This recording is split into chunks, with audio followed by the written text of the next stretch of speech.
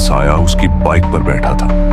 उस साये का सिर नहीं था, वह बिल्कुल सिर कटे भूत की तरह था। रोहित ने डरते डरते बाइक आगे बढ़ाने की कोशिश की। रात के अंधेरे में सुनसान सड़कें हमेशा खौफनाक लगती हैं, लेकिन सोचिए, अगर उसी सड़क पर कोई अदृश्य साया आपका पीछा करने लगे तो। दोस्तों, कहानी में आगे बढ़ने से पहले अगर आपने अभी तक हमारे चैनल को सब्सक्राइब नहीं किया है तो कर दीजिए, ताकि आपको ऐसी ही हॉरर कहानियां सबसे पहले मिले। आज की कहानी है उत्तर प्रदेश के बरेली की। रोहित बरेली में ही एक छोटी सी कंपनी में काम करता था। हर रोज सुबह 9 बजे ऑफिस जाता और शाम 6 बजे तक घर लौट आता। लेकिन एक दिन उसकी आंखें सुबह 11 बजे खुली। वह घबरा गया। तुरंत अपने बॉस को कॉल किया और बोला, सर, आज देर हो गई है, मैं अभी निकल रहा हूं। बॉस ने कहा, अब आने की जरूरत नहीं, लेकिन शाम की शिफ्ट में तुम्हें आना पड़ेगा। रोहित ने सोचा, ठीक है, शाम को चला जाऊंगा। शाम की शिफ्ट में जब वह ऑफिस पहुंचा तो वहां ज्यादा लोग नहीं थे। वह आराम से काम कर ही रहा था कि अचानक बिजली चली गई। काफी देर तक इंतजार करने के बाद भी बिजली नहीं आई। रात के करीब 3 बजे बॉस ने कहा, रोहित, तुम घर चले जाओ, पता नहीं बिजली कब आएगी।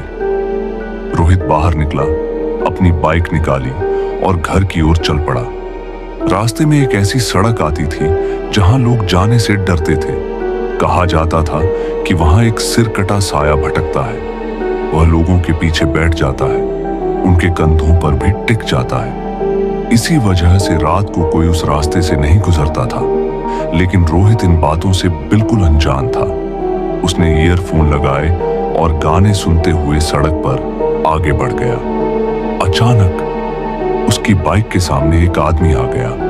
रोहित ने जोर से ब्रेक मारा और चिल्लाया, मरना है क्या? वह आदमी बोला, भैया प्लीज मुझे आगे तक छोड़ दीजिए, इतनी रात को मुझे कहीं कुछ नहीं मिल रहा। आसपास कोई नहीं था। रोहित ने सोचा, ठीक है। उसने उसे बाइक पर बैठा लिया। कुछ दूर चलते ही रोहित के कंधे में दर्द शुरू हो गया। उसने सोचा, घर पहुंचकर आराम कर लूंगा, लेकिन दर्द बढ़ता ही चला गया।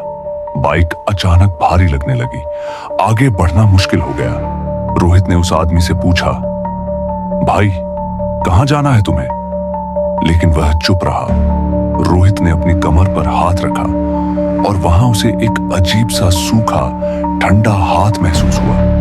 जब वह पीछे मुड़ा तो उसकी आंखें फटी की फटी रह गई। पीछे कोई इंसान नहीं था, बल्कि एक काला साया उसकी बाइक पर बैठा था। उस साये का सिर नहीं था, वह बिल्कुल सिर कटे भूत की तरह था। रोहित ने डरते डरते बाइक आगे बढ़ाने की कोशिश की, लेकिन वह साया उसकी कमर पकड़कर खींचने लगा। उसकी पकड़ इतनी तेज थी कि रोहित के कपड़े तक फट गए। दर्द असहनीय हो गया। रोहित बुरी तरह घबराया। बड़ी मुश्किल से वहां से भाग गया, लेकिन उसकी कमर पूरी चीर दी गई थी। अगली सुबह जब पुलिस पहुंची तो उन्होंने देखा कि रोहित की कमर पर नाखूनों के गहरे निशान थे। उसकी कमर जैसे किसी ने चीर डाली हो। सीसीटीवी फुटेज चेक की गई, उसमें रोहित अकेला दिख रहा था। बाइक पर उसके अलावा कोई नहीं था। कहते हैं आज भी वह सिरकटा साया उसी सड़क पर भटक रहा है। लोग रात में उस रास्ते से जाने की हिम्मत नहीं जुटा पाते, क्योंकि अगली बार कौन उसका शिकार बनेगा ये कोई नहीं जानता। दोस्तों, अगर आपको ये कहानी पसंद आई हो तो मिस्ट्री नाइट स्टोरी को अभी सब्सक्राइब कीजिए।